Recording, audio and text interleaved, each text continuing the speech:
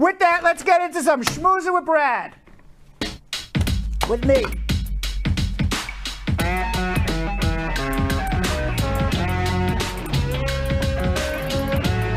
So the big news today is the voting rights bill that the Democrats are trying to push through Congress. And let me tell you why. I'm going to come back and tell you why that's important for immigration. But let's talk about what's going on with this voting rights bill, because it's important for immigration. For everybody who wants to see immigration reform, what happens in this voting rights bill is going to determine what happens with immigration. You heard it here first. Now let's talk about what this voting rights bill is. The rules and procedures of elections, they become central issues in American politics since Donald Trump has made these false claims that Joe Biden lost the election and Donald Trump won the election, that this election was stolen from him, that people were illegally voting, blah, blah, blah. Now, according to the Brennan Center for Justice Research Institute, as of May 14th, lawmakers had passed 22 new laws in 14 states to make the laws more difficult to vote than less difficult to vote. Why? Because those states are Republican-controlled states, and they want less people to vote. The less people to vote, the more likely it is for Republicans to control politics. The more people to vote, the less likely it is for Republicans to win. Why? Because who votes Republicans? People who skew rich, people who skew white. Those people are more likely to live in affluent areas. They're more likely to have easier access to a ballot, less waiting online. They're probably able to take off from work when others can't. They probably have identification because they've lived in one place for long periods of time versus people who are less affluent. They're moving from place to place to place. They lost their IDs. They lost this. They never updated their identification. All sorts of reasons that they're not given that energy to take off from work. They're scared of COVID because waiting on lines in crowded voting places versus people living in the suburbs where things are a lot more open and less crowded. So there's lots of reasons to make people go wait on a line and vote and require specific documentation and not give them time off from work. At least if you're a Republican, because if you're a Republican, that disenfranchises people. Period. It's a fact. So Republicans in 14 states, just since Trump lost, have made 22 new laws to make it more difficult for people to vote. So the Democrats, they're not dummies. They see what's going on. So now they want to pass a voting rights bill. And this voting rights bill will, among other things, it's going to allow people to vote early, 15 days before the election. It's going to make the election a national holiday, so that way people can take off from work. And it will allow for absentee ballots, which is what Donald Trump has rallied against. It's already passed the House of Representatives. In order to pass the Senate, you need 60 votes. You need 60 votes to pass anything in the Senate. It's called the filibuster. The filibuster, you require 60 votes in the Senate to allow debate to come to a final vote. If you cannot get 60 votes in the Senate, this is the procedure. If you cannot get 60 votes in the Senate, you cannot end debate, and you can never get to a final vote to vote up or down on a specific bill. Now, there are 50 Democrats, 50 Republicans, which means you need 10 Republicans to pass anything in the Senate, except if you end what's called the filibuster, that requirement to get 60. Now, in the last few weeks, there have been a few senators, the most notable, Joe Manchin, who is a Democrat in West Virginia, who says, I'm not getting rid of the filibuster.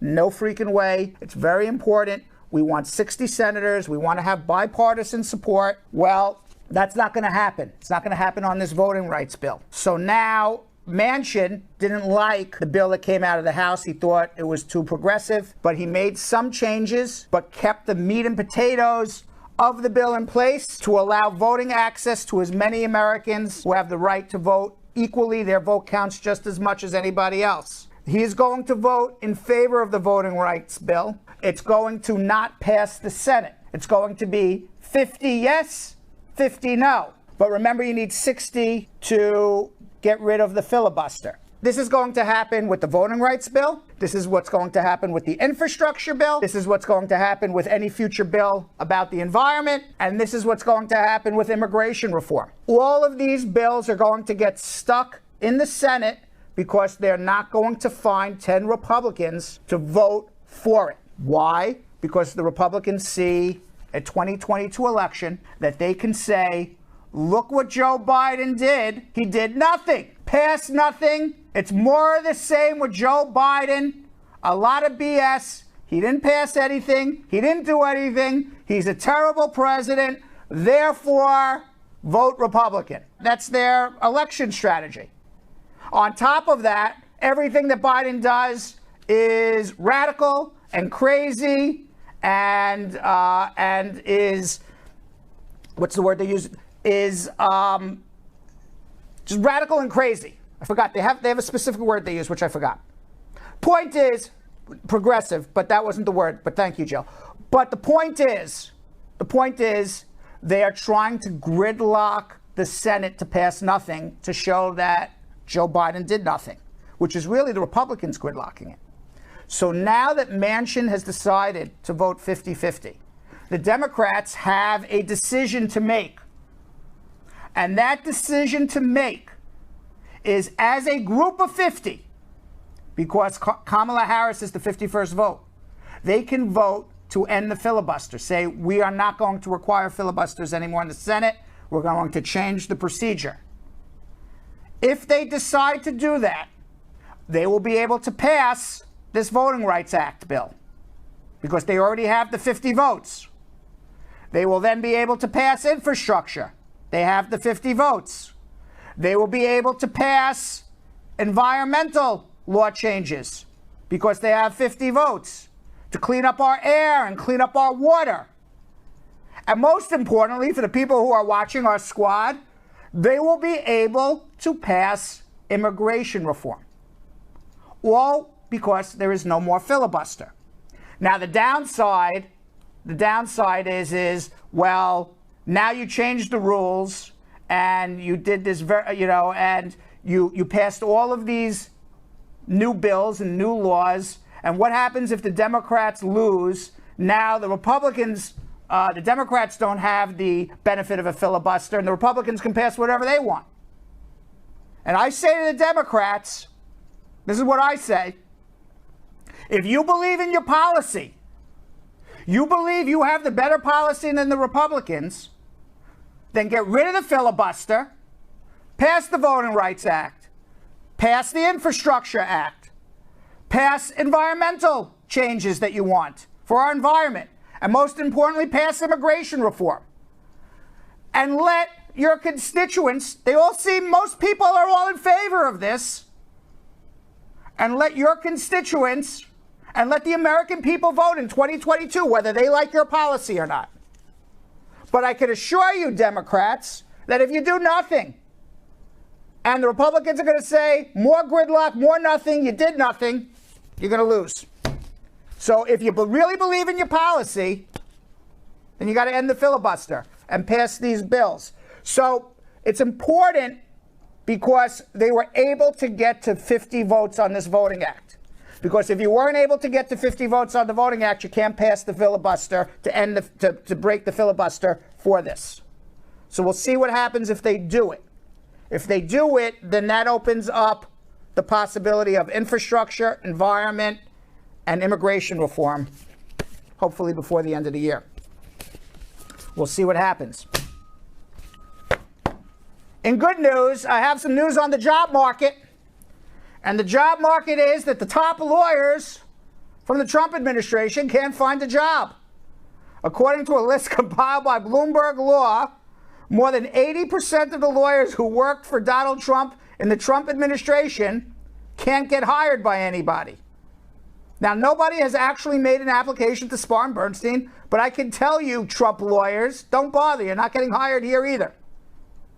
Now, some of them, including former Attorney General Jeffrey Rosen and former Trade Representative Robert Lightser, are also without jobs. Lauren Drake, a partner at a search firm called McRae, told Bloomberg News that the lawyers who seem to be finding it more difficult to find jobs are those who are either connected to Trump's most controversial policies or lacking any experience. Ken Cuccinelli, the Deputy Secretary of Homeland Security, who became the acting Director of Homeland Security, who put a lot of these radical immigration reforms into place that really caused a lot of problems for immigrants. Poor guy, can't find a job. Boo-hoo. Former Attorney General William Barr, Porky, one of the most powerful attorney in the United States under Donald Trump. 7 months later, nobody wants to hire him either. Boo-hoo. Matt Schlapp, the chairman of the American Conservative Union, who's raked in millions lobbying the Trump White House, told the Washington Post, "If I had $1 for every time someone in Washington said to me, hey, I'm really looking to hire someone for X job, but they can't have worked for the Trump administration, I'd have a very large sum of money." So the epilogue to that entire story is, it is really true what they say. Karma is a bitch. All right, let's go to coronavirus. The United States has more than 33.5 million confirmed cases, 602,000 deaths. But we have some good news with COVID. It is the first time since they've been keeping track since March of 2020 that the number of deaths in the United States has dipped below 300 people. Yesterday, we reached also an encouraging milestone. 150 million Americans are fully vaccinated. The coronavirus was the third leading cause of death in the United States in 2020 behind heart disease and cancer. The CDC data suggests that more Americans are dying now every day from accidents, chronic lower respiratory diseases, strokes, Alzheimer's disease, and then COVID. So COVID is almost down to the bottom 10 of the list. New cases are running about 11,000 a day on average. New York Governor Andrew Cuomo tweeted yesterday that in the state of New York, only 10 deaths. At the height of the outbreak, it was 800 people per day in New York. It is now 10. Now, some states are not doing as good as others. Missouri is leading the nation in per capita COVID cases. It's fourth behind California, Florida, and Texas in the number of new cases over the past week. The Biden administration, they wanted to get to 70% of all adult Americans. The best they're going to do is 70% of adult Americans over the age of 30. It's the 18 to 30-year-olds who are bringing the average down. They are not getting as many COVID shots as 30 and above. But certainly by July 4th, 70% of Americans over the age of 30 will have been vaccinated. But those millennials,